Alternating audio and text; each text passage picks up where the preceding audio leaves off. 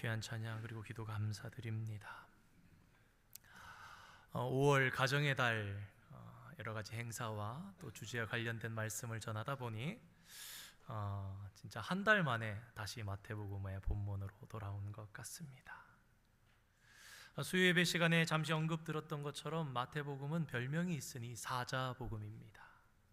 에스겔서 1장에 나와 있는 환상에 나오는 네 생물, 또 이어서 요한계시록 4장 5장에 나오는 하나님의 보좌 둘러싸이는 찬양하는 네 생물, 사자, 송아지, 사람, 독수리.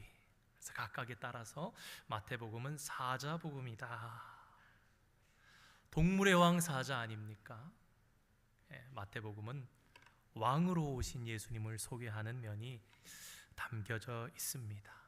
우리 오늘 본문 31절 말씀을 함께 읽어보겠습니다.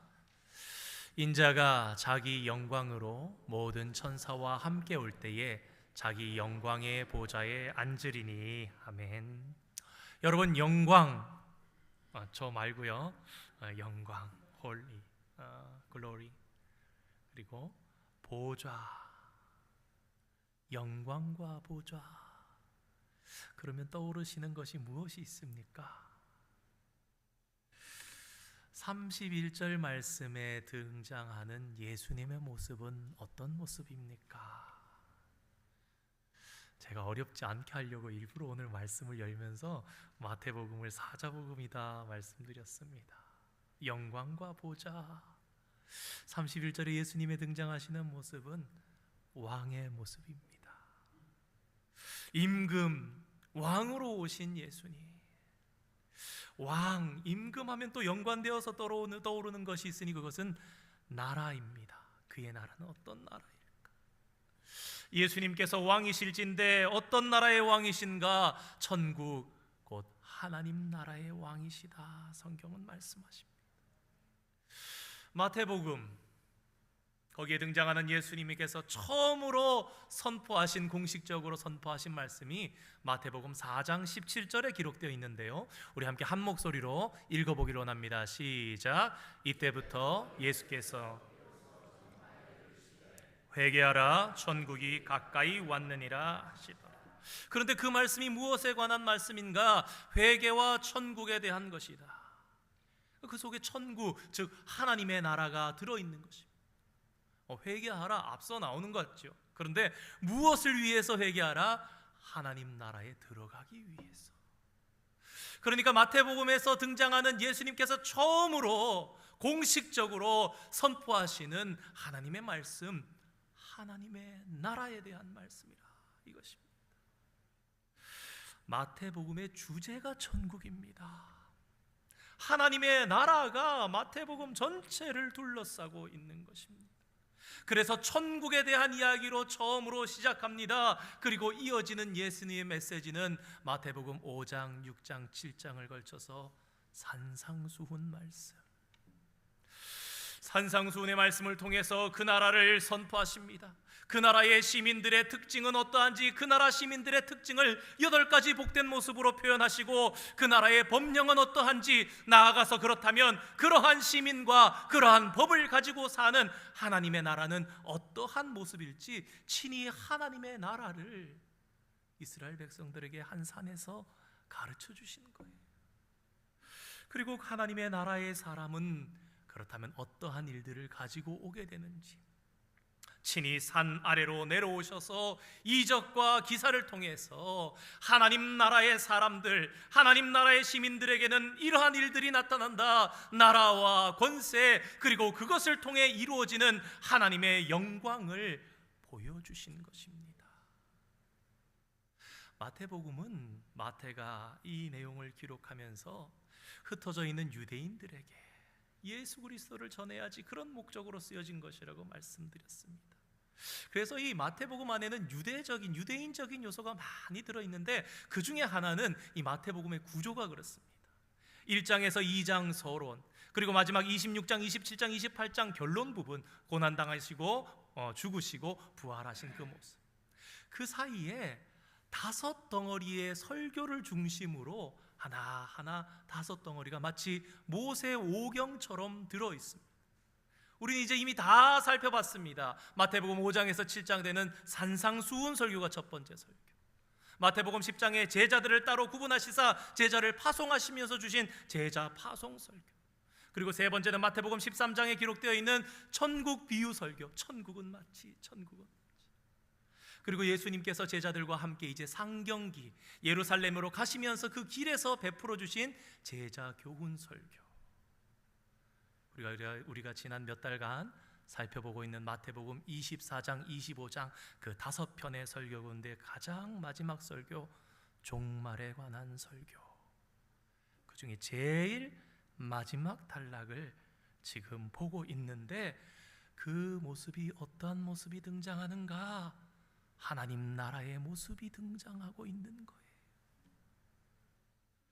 정리하자면 마태복음은 그러니까 하나님의 나라로 시작해서 하나님의 나라의 모습을 보여주면서 예수님의 모든 교훈이 맞춰지고 있는 것입니다. 그러니까 다시 말씀드리면 마태복음이라는 책은 그야말로 커다란 덩어리의 하나님의 나라에 대한 이야기구나, 이렇게 이해하시면 아주 정확합니다. 예수님의 비유는 늘 그렇듯 일상생활에서 아주 가까운 곳에 있는 것들이었습니다. 그래서 남녀노소 누구나 알고 이해하기 쉬운 것이었습니다. 오늘 본문에 등장하는 양과 염소의 비유도 마찬가지입니다. 이스라엘에서 흔히 볼 수 있는 것 중에 하나가 목자가 양과 염소를 치는 모습, 데리고 다니는 모습이었다는 것입니다. 그런데 오른편에는 양을, 왼편에는 염소를 구별하십니다. 오늘은 먼저 말씀 가운데 나타나는 특징적인 부분 몇 가지를 이해하면서 넘어가면 좋을 것들을 정리하고, 그리고 오늘 본문에 드러나는 핵심 가치를 다루는 것으로 말씀을 마치려 합니다. 양과 염소를 구분하는데 오른편의 양을, 왼편의 염소를 구분하신다. 우리 동양에도 그런 사상이 조금 있지만요, 이스라엘은 이 오른편, 오른손, 더 우리보다 더 심하게 아주 축복과 긍정의 이미지가 들어가 있습니다. 축복하면 오른손을 들어서 축복해줘. 오른손 그러면은 힘이 있는 것을 얘기하는, 힘을 상징하는. 그래서 베냐민이 태어날 때 그의 어머니는 베논이다 그러는데, 야곱은 그 부정적인 이미지를 바꾸어서 베냐민이다, 무엇이냐, 오른손의 아들이다, 힘이 있는 아들이다, 승리의 아들이다, 그런 얘기를 했던 것이에요. 아마 이 정도는 알고 계실 것입니다. 근데 이와 더불어서 오늘 본문 가운데 또 하나 꼭 기억해야 할 것이 있으니 오른편에 대한 이미지가 있어서 잠시 말씀드립니다. 여러분, 예수님께서 부활하시고 승천하셔서 어디에 계신다고 성경이 우리에게 가르쳐 주지요? 하나님 우편, 오른편, 맞습니다. 그것 때문에 그랬습니다. 예수님께서 하나님의 오른편에 계신다, 이것은요 이스라엘 사람들에게 설명하지 않아도 무슨 이야기냐, 아, 예수님이 상속자이시구나, 그 얘기를 하는 거예요. 자, 예수님께서 하나님의 우편에 계시는데, 그런데 오늘 본문을 보니까 누가 또 오른편에 있다고요? 양들이. 무슨 얘기인가? 우리가 부활의 첫 열매 예수 그리스도, 그래서 그 주님을 붙잡고 우리도 주님처럼 부활할 것을 믿고 살아갑니다. 우리는 그런 공로도, 그런 아무 잘한 것도 없지만 예수님 붙잡고 그 은혜 의지해서 나중에 천국 가보니까 어떻게? 예수님처럼 그 나라를, 하나님의 나라를 상속받고 그 유업을 누리는 거예요. 바로 그것이 여기 들어있습니다. 예수님께서 그 오른편에서 하나님의 상속자가 되셨는데 오른편에 양들을 두셨다는 얘기는 이 양들도 하나님의 나라를 상속받을, 하나님의 나라를 유업으로 받을 자들이다.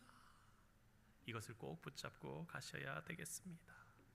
그렇다면 왜 양과 염소를 구분하는가?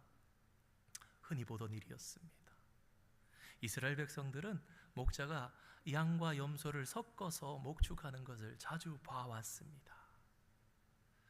양을 따로 데리고 다닐 수도 있고 염소를 따로 칠 수도 있는데, 꼭 이스라엘에서는 양과 염소를 같이 몇 마리씩이라도 섞어서 친다는 거예요. 왜 그런가? 양과 염소를 섞어서 목축을 하면서 풀을 먹이고 다니면 목축을 하는 일이 더 쉽답니다. 두 동물의 성격이 달라서 그런데, 양은 온순하고 눈이 어둡습니다. 조심스럽습니다. 그런데 염소는 좀 더 적극적이고 폴짝폴짝 뛰어다니는 편입니다. 두려움이 없는 편입니다. 시편 23편에 이런 말씀 전에 한번 드린 적이 있는 것 같습니다. 내가 사망의 음침한 골짜기로 다닐지라도. 아니, 여호와는 나의 목자신데 왜 때로는 사망의 음침한 골짜기로 다니는가? 첫 번째, 그 좁고 그 험한 길을 때로는 건너야 거기에 꼴이 있기 때문에. 두 번째, 때로는 그런 길도 다녀줘야 양이 몸이 건강해져서 영양과 건강의 밸런스를 이룰 수 있기 때문에 때로는 목자가 좁은 길로, 때로는 사망의 음침한 어둡고 힘든 길로 간다라는 거예요. 근데 이럴 때 양만 치면 잘 안 들어가려 그런다는 거예요. 근데 염소를 몇 마리를 섞어서 같이 합니다. 그러면 이 염소는 성격이 달라서 그 좁고 좀 높고 내리막으로 오르막으로 제법 폴짝폴짝 뛰어가는 거예요. 그러면 양은 지 앞에 지 옆에 같은 양인 줄 알고 가면서 자기도 가는 거예요. 그냥 이거 가도 되나 보다. 그래서 목축을 하기가 쉽다라는 것입니다. 그런데 낮에는 이처럼 구분을 하지 않는 양과 염소, 그런데 밤이 되면, 우리에 오게 되면 목자는 반드시 그 저녁에 양과 염소를 구분해 낸다라는 것입니다. 그러니까 오늘 이 비유의 말씀은 천국 가면 구분하다 보다가 아니라 이스라엘 백성이라면 다 알고 있는 거예요. 맞아, 오늘 저녁에도 우리 옆집의 이씨가 양과 염소를 구분해서 이렇게 재우겠지. 왜 그런가? 이게 습성상 양과 염소는 잠을 도저히 같이 잘 수가 없대요. 붙여놓으면 못 자는 거예요. 양도 못 자고 염소도 못 자고. 그러니까 분명히 갈라서 양 따로 자고 염소 따로 자야 양들도 편안하고 염소들도 평안한 밤을 보낼 수가 있는 것입니다. 그러면서 동시에 예수님께서는 이 비유를 통해서 극명하게 갈라지는 마지막 날, 제3의 자리는 결코 없는 마지막 날 심판의 명료성에 대해서도 아주 잘 우리에게 가르쳐 주신 것입니다. 감히 상상할 수 없는 엄청난 구분이, 그런 구분이 마지막 날 있을 것이다, 우리에게 알려주시는 것입니다. 임금 되신 예수님께서 그 오른편에 있는 자들에게 말씀하십니다. 우리 마태복음 오늘 본문 34절에서 36절까지 세 절의 말씀을 함께 읽어보기를 원합니다. 한번 띄워주세요. 읽겠습니다. 그때에 임금이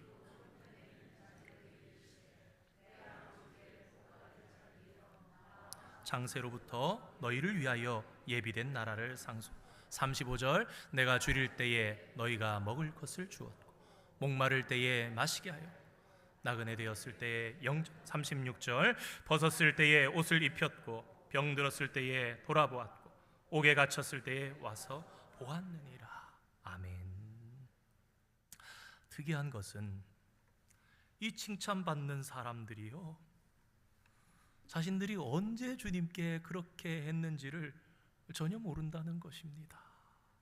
그렇죠. 예수님께서 이렇게 대답하십니다. 내가 진실로 너희에게 이르노니 너희가 여기 내 형제 중에 지극히 작은 자 하나에게 한 것이 곧 내게 한 것이라. 오늘 비유는요, 우리에게 아주 중요한 관심사가 아닐 수가 없습니다.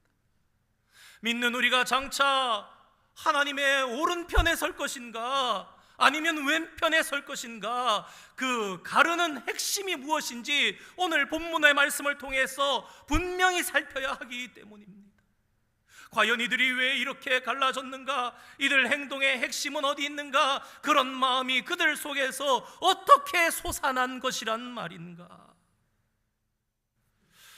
오늘 본문을 정하고 우리 성도님들이 어떤 마음으로 오실까? 아마 대부분의 성도들이 별 기대감 없이 오지 않으셨을까, 그런 생각도 한번 해봤어요. 너무 뻔하고 심플한 얘기 아닙니까? 오늘 본문을 바라보면서 성도들이 자주 하는 생각 가운데 한 가지가 이렇습니다. 은밀하게 하라는 것이다. 티내지 말고 선행을 하라는 그런 말씀인가 보다 그러면서 오른손이 하는 일을 왼손이 모르게 하라, 그런 말씀을 떠올립니다. 그런데 단순히 그렇게만 생각하기 어려운 요소가 있으니 이 오른편에 있는 이들의 행동의 핵심은 그렇게 행동하고서도 그 한 것에 대해서 의식이 전혀 없다는 것입니다. 했는데 몰라요.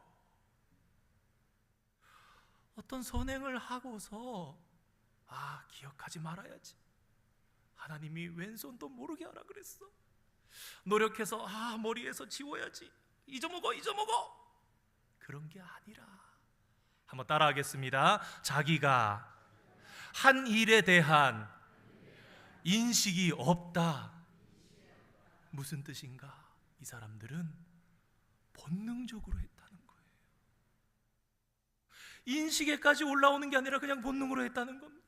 그런데 이러한 삶이 얼마나 중요한 성경적인 삶인가, biblical life인가, 예수님께서는 이 비유를 통해서 오늘 저와 여러분에게 이것을 너무나 분명히 가르쳐 주시고 기억하게 하시고 그렇게 살게 하기를 원하신다는 사실을 저와 여러분이 이 시간 분명히 깨닫기를 원합니다.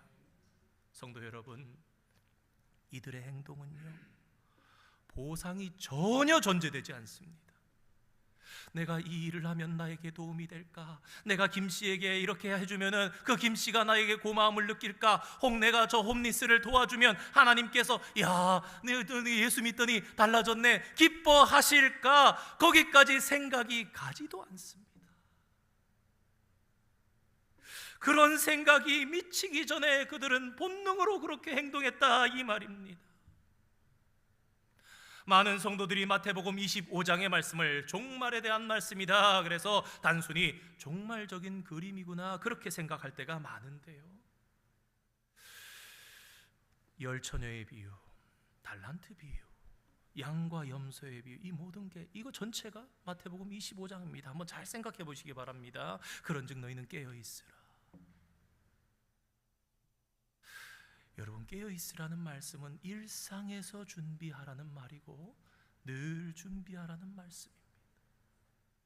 앞서 10처녀가 신랑을 기다립니다. 5명은 깨어있고 5명은 못 깨어있어서 일어났던 일입니까? 아닙니다. 신랑이 더디올세 다 졸며 잘세. 그들의 차이는 기름에 있었습니다.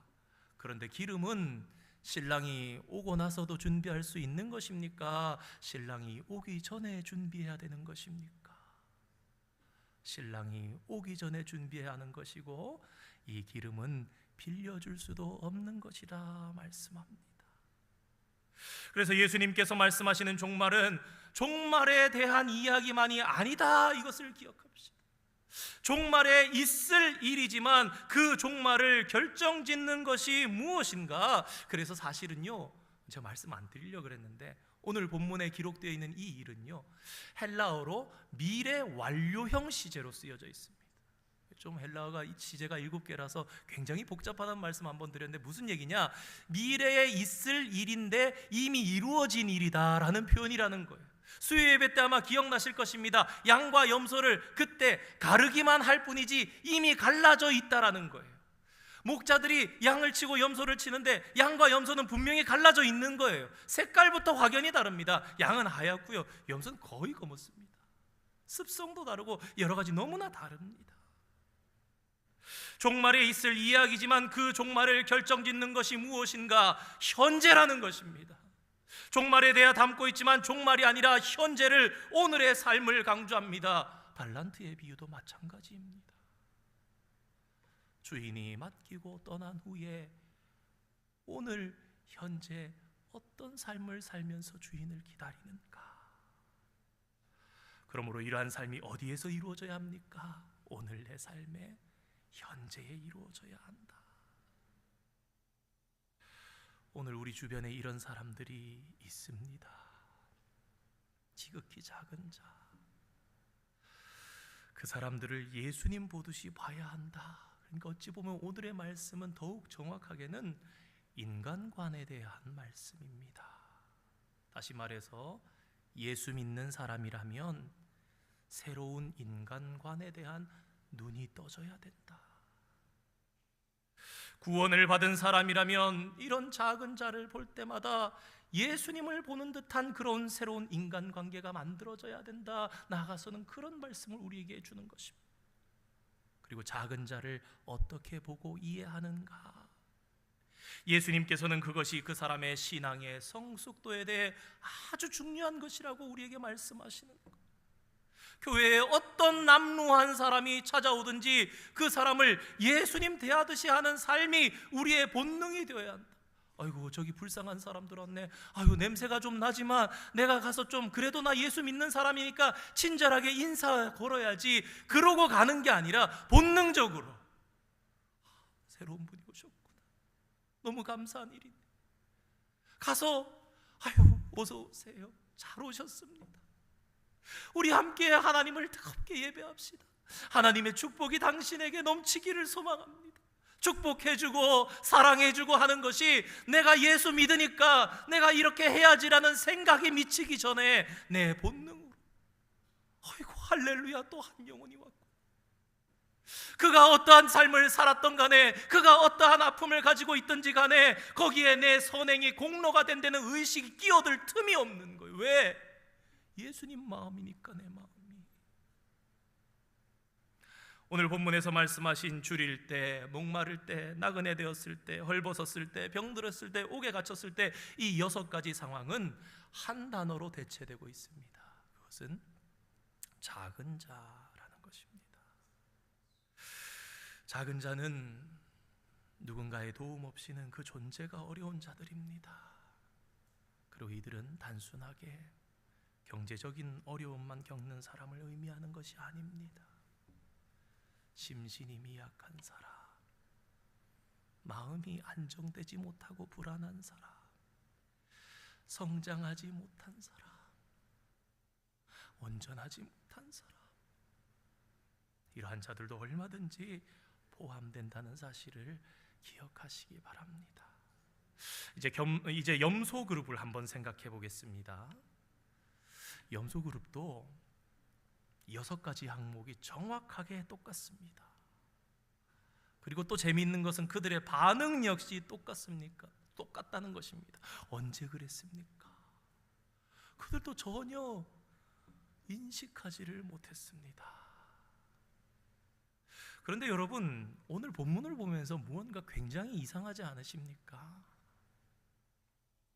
무언가 대단히 잘못된 것 같은 생각이 드시지 않으십니까? 좀 이상하다. 이 예수님의 말씀, 무엇을 말씀하시는 건지, 이게 정말 맞는 것인가? 왜 그런가? 잘 생각해 보세요. 행위적인 섬김과 봉사를 통해서 우리가 구원받습니까? 그런데 오늘 본문을 보면요, 양과 염소를 나누시는데 거기에는 작은 자에게 선행을 했는가 하지 않았는가 하는, 마치 그것으로 이 두 무리가 구별되는 것 같아요. 겉보기에는 다른 요소를 찾을 수가 없습니다. 이게 문제가 되는 것이죠. 분명히 우리가 수도 없이 오직 믿음으로 구원받는다 배웠고 그렇게 믿고, 왜 행위로 그러는 것이 아니니까, 우리가 자랑할 수 없는 것이잖아요. 왜? 은혜로 구원받았으니까. 우리가 믿음으로 구원받았다 그러죠. 믿음은 그저 그것을 붙잡은 것일 뿐이지 붙잡은 그것이 공로가 될 수 없는 거예요. 그렇다면 오늘 말씀은 무엇을 의미하는 것으로 받아들여야 합니까? 계속해서 말씀드리는 것처럼 우리는 은혜로 구원을 받습니다. 이것은 불변의 진리입니다. 그렇다면 오늘의 비유 속에 들어있는 이 예수님의 말씀은 무엇을 말씀하는가? 이 비유는 그 핵심이 한 단계 더 들어가 있다는 것을 우리는 생각해 볼 수 있습니다. 자, 여러분 생각해 보십시오. 우리 중고등학교 때 이런 것을 조금 다시 한번 생각해 보면 좀 생소할 수 있겠지만, 필요 조건이라는 게 있고 충분 조건이라는 것이 있고 필요 충분 조건이라는 것이 있습니다. 자, 선을 행한 사람은 다 천국 갑니까? 근데 천국에 있는 사람은 반대로 다 선을 행한 사람이라는 거예요. 이해가 되십니까? 자, 바꿔볼게요. 진짜 구원받은 사람은 그 삶에 그러한 열매가 나올 수밖에 없다는 말씀을 하는 겁니다. 왜요? 구원받았으니까. 나같이 극악무도한 사람이 하나님 은혜로 구원받았으니까 내가 내 죄 회개하고 예수님 제발 내 마음에 들어와 주셔서 나를 용서하시고 나와 함께 살아주십시오. 그런 그 순간부터 주님이 내 삶을 주관하시고 주님께서 내 삶을 이끌어 가시는데, 예수님께서 그 안에 사는 사람이라면 그것을 의식하고 어떤 행동이 나오는 것이 아니라 자연히 그렇게 살 수밖에 없다라는 말씀을 하는 거예요. 오늘 말씀은 많은 이들에게 도전이 됩니다. 왜? 내가 예수 믿으니까 이렇게 해야지. 내가 전에 같았으면 그냥 지나가는데 내가 예수 믿으니까 하나님 생각해서라도 이 사람 좀 도와줘야지. 거기서 머물면 안 된다라는 겁니다. 정말 예수님의 영이 우리 가운데 충만해서 내 모든 삶을 주님께서 다스리시고 내 삶의 모든 영역에서 주님께서 나의 왕이 되어 주십시오, 나를 다스리십시오, 나는 주님의 것입니다, 그렇게 사는 자는 진짜 참 그리스도인은 결국 그런 삶으로 가게 되어 있다. 내가 의식하는 게 아니라 내가 애써봐야지 부족하구나, 애써야지 내가 지금 30점인데 50점 되고 70점 되고 100점 돼야지가 아니라 내 안에 사시는 분이 주님이셔서 내가 그냥 주님의 영을 따라서 살다 보니까 아이고 저 사람 불쌍해서 어떡하나, 의식해서가 아니라 가서 도와주고 보듬어주고, 아이고 선생님 어쩌다가 이런 일이 있습니까? 아니 김씨 어쩌다가 이런 일이 있는 거예요? 잠을 이루지 못하고 걱정이 되고 저 사람 그래서 괜찮을까? 그러니 노력하고 인위적으로 애쓰는 것이 아니라 당연하게 항상 자연스럽게 나오는 그 사람이 하나님 나라를 상속받을 자다, 그 말씀하고 있는 것입니다. 마태복음 7장에 집 짓는 사람이 나오죠. 한 사람은 반석 위에 집을 짓고 한 사람은 모래 위에 집을 짓습니다. 겉으로 보기에 두 집 다 훌륭한 거예요. 중요한 것은 무엇이냐? 이 집의 기초가 튼튼한가? 이 집의 기초가 엉망인가? 외형으로 볼 때 둘 다 새 집입니다. 둘 다 튼튼하게 잘 지은 것 같습니다. 그런데 언제 그것이 판명나는가? 비가 오고 바람이 불고 창수가 나니 한 집은 무너져 내리는 것이고 한 집은 튼튼하게 있다. 무슨 얘기입니까? 여러분, 똑같은 모양으로 구제를 해도요 천지차이입니다. 여러분 생각해 보세요. 세상의 사람들도 구제합니다. 여러분, 우리 기업은 2%의 기업의 이윤을 가지고 장애인들을 돕기로 합니다. 그 사람들의 돕는 것과, 물론 그가 넌크리스찬이라는 전제하에 그렇지만 저와 여러분이 정말 주님을 모신 마음으로 내 마음이 어쩔 줄 몰라서 선행을 하는 그것과는 천지 차이가 난다는 거예요. 하나님 앞에서 전혀 의미가 다르다라는 것입니다. 작은 자에게 하지 아니한 것이 곧 나에게, 즉 예수님께 하지 않은 것이다 말씀합니다. 그러니까 이 말씀의 핵심은 선행을 했느냐 하지 않았느냐보다 더 중요한 핵심 가치가 있으니 그것은 바로 예수님과의 관계가 먼저예요. 그렇잖아요. 세상에 우리보다 더 많이 선행하는 사람이 있어도 그 사람의 중심에 예수님과의 관계가 없으면 그 선행은 아무 의미가 없는 것입니다. 이 이야기가 헷갈리지 않고 이해가 되려면 그 핵심에 예수님께서는 나와 어떤 관계에 있는가, 거기에 답이 있다는 것을 알아야 합니다. 예수님께서 만세반석 나의 구원의 반석이십니다.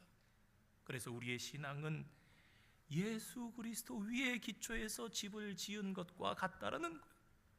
그런데 반석 위에 기초한 인생은 오늘 본문에 나오는 대로 양과 같은 삶을 살 수밖에 없다. 오늘 말씀은 그것을 한 단계 더 업그레이드해서 예수님께서 말씀해 주시는 것입니다. 오늘날 교회 가운데 안타까움이 있습니다. 봉사와 구제와 이웃사랑은 참으로 아름다운 것입니다. 그런데 때때로 보면 교회 안에서 이러한 모습이 선행의 차원에서만 이야기가 되고 있는 것 같아요. 우리의 섬김과 우리의 봉사와 우리의 구제와 우리의 이웃사랑은 어떠한 것이 되어야 하는가? 정말 근본적인 구원의 기쁨 가운데서 넘쳐나오는 본성이 되어야 하는데, 그것까지도 오늘날 교회 안에서 마치 율법처럼 되어져 가는 모습이 있다 이것입니다. 혹시라도 저와 여러분의 구제와 사랑과 봉사와 헌신과 이웃사랑에 이러한 점수표 같은 것이 매겨지고 있다면 그것 다 떼어버리고, 율법을 떼어버리고 진정 주님 안에서 해방되어 주님의 마음으로 터져나오는 기쁨과 탄성으로 그렇게 하실 수 있는 축복을 누리시기를 주님의 이름으로 축원드립니다. 잘 생각해보면 성경은 환대를 통해서, 좋은 일을 함을 통해서 구원 얻은 많은 일들을 기록하고 있습니다. 예를 들면요, 누가복음에 나오는 선한 사마리아인, 여러분, 이 사마리아인이 강도 만난 사람이 유대인인지 사마리아 사람인지 이방인인지 봅니까? 안 봅니다. 이 사람 도와줬을 때 내가 무언가 좋은 일이 생길까 생각합니까? 그렇지 않습니다. 그의 본능이 불쌍히 여겨 돕는 것입니다. 저 사람 어떡하나? 자신의 돈과 시간을 내어 그를 구제해 주는 것입니다. 아브라함에 대한 이야기도 마찬가지입니다. 아브라함이 부지 중에 하나님을 대접했다. 신약에도 계속해서 이야기하고 있는 말씀, 여러분, 이것은요 아브라함이 그때 했다 이 얘기가 아닙니다. 아브라함이 항상 그렇게 했다. 아브라함이 어떤 나그네가 오든지 그렇게 대접했다, 그 말씀을 하는 것입니다. 사랑하는 성도 여러분, 분명히 아시기 바랍니다. 오늘 말씀에 염소가 그렇게 행하지 않았기 때문에 영벌로 간 것이 아닙니다.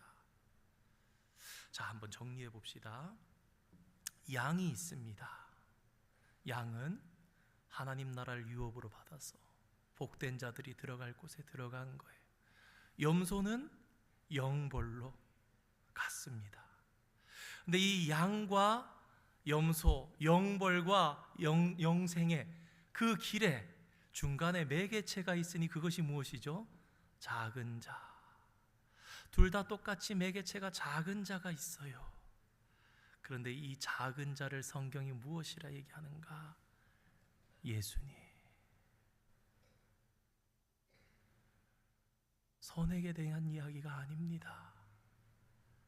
진짜 핵심 가치는요, 진짜 그리스도를 영접했는가?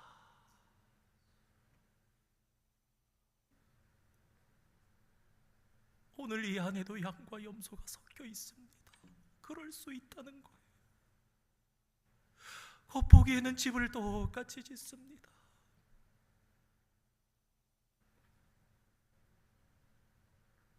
내가 입술로만 영접했다면 억지로 노력해서 선행을 하면서 사는 것, 사람은 모를 수 있습니다. 그런데 내가 진짜 주님을 내 마음속에 영접했다, 억지로가 아니라 주님 마음 때문에 내가 신경 쓰여서 안 되겠어, 자꾸 그 사람이 생각. 그리스도를 진짜 영접했느냐, 그 차이가 오른편과 왼편을 가른 것입니다. 예수님과의 관계가 오른편과 왼편을 가른 것입니다. 내가 선행을 했느냐 하지 않았느냐, 그것이 구원의 조건이 아니라, 선을 행하는 사람은 모두 구원받는다는 것이 아니라, 구원받은 사람이라면 반드시 이러한 예수님의 모습이 그의 삶에 나타나게 되어 있다. 저는 오늘 말씀을 전하면서 큰 불편함과 두려움과 떨림을 느낍니다. 이것이 내가 조금 더 노력해서 되는 것이 아니라는 것입니다. 가끔씩 예배 드리다가 코끝이 찡하게 은혜가 온다고 나는 괜찮은 사람 아니라는 거예요. 때로 말씀이 이해가 되어지고, 야 그렇구나, 그거 한다고 해서 내 삶이 다 된 게 아니라는 거예요.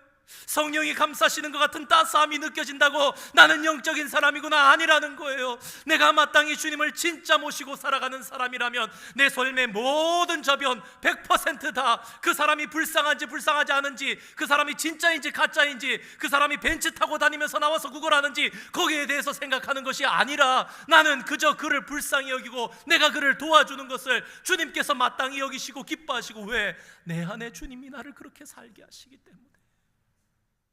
거기까지 가야 되는데 그게 우리의 노력으로 되는 것이 아니라는 겁니다. 오직 하나밖에 없는 게 주님, 나를 불쌍히 여겨 주시옵소서. 주님, 내게 오셔서 온전히 나를 다스려 주시옵소서. 주님, 저는 토탈 서렌더, 전적으로 타락입니다. 나는 할 수 없습니다. 바로 약대가 바늘기로 들어가지 못하나 그러나 하나님께서는 하실 수 있느니라. 사람으로서는 못하나 하나님은 하실 수 있으니라. 하나님, 저는 못합니다.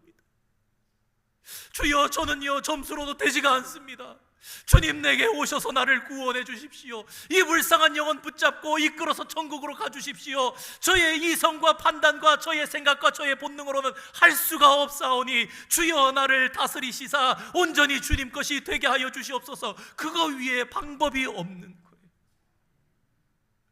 오늘 이 말씀이 두렵고 떨림으로 우리에게 다가온다면 이 말씀 붙잡고 주님 앞에 기도하면서 주님께 간곡히 부탁하면서 성령께서 이끄시는 삶, 주의 영께서 통제하시고 통치하시는 삶의 자리로 저와 여러분이 나아갈 수 있기를 원합니다. 물이 변하여 포도주가 되는 것은요, 물이 노력해서 되는 것이 아닙니다. 주님께서 오셔서 변하여 새롭게 해주셔야지만 되는 것입니다. 주님의 마음이, 주님의 영이 저와 여러분 모두에게 있기를 원합니다. 그래서 결코 될 수 없는 포도주가 되는 기쁨이 저와 여러분에게 있기를 원합니다. 성령의 본성으로 이러한 삶이 우리의 일상이 속히 되기를 주님의 이름으로 축원드립니다. 기도하겠습니다. 거룩하신 하나님 아버지, 오늘도 진리의 말씀을 주심을 감사드립니다. 수없이 읽고 성경을 보지 않고도 기억하는 이 말씀의 이야기 속에 이렇게나 귀중한 진리가 숨어 있었는데 깨닫지 못하고 그저 마지막 날의 모습이라고만 생각했습니다. 그러나 오늘 말씀이 바로 참 그리스도인과 거짓 그리스도인이 어떻게 갈라지는가, 너무나 중요한 말씀임을 깨닫게 해주시니 감사드립니다. 진정 주님을 모시고 살아간다면 이러한 행동이 날 수밖에 없음을 생각하며 다시금 진짜 그리스도인으로 주 앞에 서기를 소망합니다. 먼저 예수 그리스도의 관계가 저희의 삶 속에 분명하게 서게 하여 주시고, 그 주님을 모시고 사는 자의 삶이 마땅히 주님처럼 행할 수밖에 될 수 없음을 생각하며 삶의 모든 영역을 예수님께 전적으로 내어드리는 저희들 되게 하여 주시옵소서. 결코 노력이나 인식으로 될 수 없는 문제임을 깨닫기 원합니다. 내 삶의 모든 것을 주님 앞에 내려놓고 주님께서 주인 되시지 않고는 구원에 이를 수 없음을 심각하게 주님 앞에 생각하기 원합니다. 오늘 말씀을 통해 우리에게 오셔서 인격적으로 우리를 만나주시고 우리를 참 그리스도인으로 변화시켜 주시사 물이 포도주로 변하는 역사가 오늘 우리의 삶 가운데 다시 일어나게 하여 주시고 인도하시고 우리의 삶을 축복하여 주시옵소서. 예수님의 이름으로 기도드립니다. 아멘. 우리 함께 봉헌